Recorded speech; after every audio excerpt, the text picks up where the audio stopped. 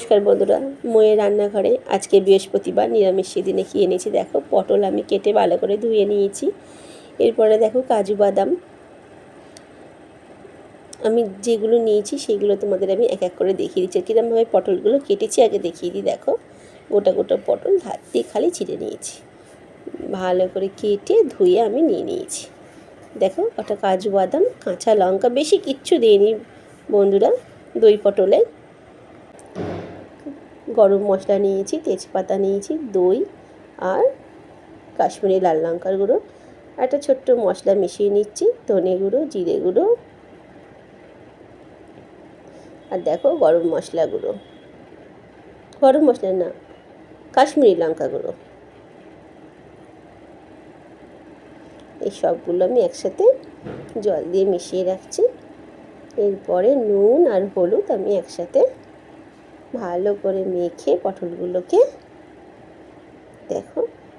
আচ্ছা, যেহেতু নিরামিষই বন্ধুরা, আমি আজকে বৃহস্পতিবার তো তাই আমি নিরামিষই দই পটলটা করেছি।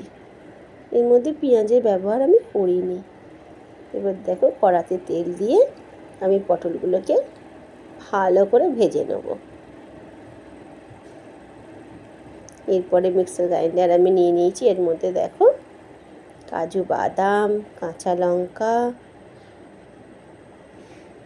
সেই টক দই। এরই মাঝখানে দেখো বন্ধুরা, আমার পটলটা কিন্তু একদম লাল লাল করে আমি ভেজে নিয়েছি। দেখো ঠিক এরমভাবে আমি ভেজে নিয়েছি। এরপর আমি তুলে নিচ্ছি। দেখেছো কি সুন্দর ভেজেছি।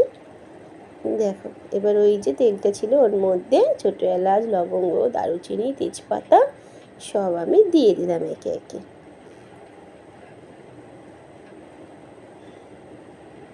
পটল ভেজেছি না, ওই জন্য তেলটা একটু কালো হয়ে গেছে জানো তো বন্ধুরা। এরপর দেখো যে কাশ্মীরি লঙ্কার গুঁড়ো, জিরে গুঁড়ো আর ধনে গুঁড়ো যে জলটা গুলে রেখেছিলাম সেটা দিয়ে দিলাম, একটু নুন দিলাম আর হলুদ দিলাম। কি সুন্দর কালার হয়েছে দেখেছো। এরপরে যে পেস্টটা তৈরি করলাম টক দই, কাজু বাদাম আর কাঁচা লঙ্কা দিয়ে, সেটা দিয়ে দিলাম। আর যে বাটিটা ধুয়ে একটু জলটাও দিয়ে দিচ্ছি ওর মধ্যে। এবার ভালো করে কষে নেবো। আর স্বাদ ব্যালেন্স রাখার জন্য অবশ্যই তোমাকে চিনি ব্যবহার করতেই হবে, মিষ্টি দিতেই হবে।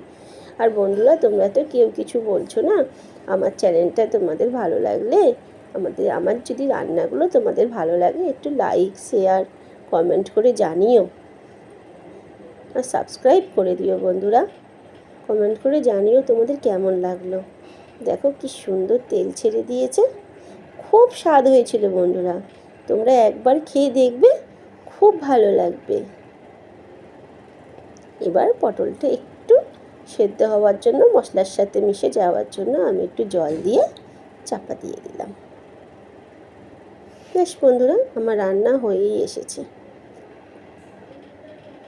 এবার একটা ভাজা মশলা, আমার বাড়িতেই তৈরি করা বিরিয়ানির মশলা, তোমরা যদি বলো আমি সেই রেসিপিটা তোমাদের দেবো। সেই ভাজা মশলাটা এর মধ্যে দিয়ে দিলাম। বেশ বন্ধুরা, এরপর হয়ে গেল। আমি চাপা দিয়ে গ্যাসটা বন্ধ করে দেবো। টাটা বন্ধুরা, তোমরা সবাই ভালো থেকো।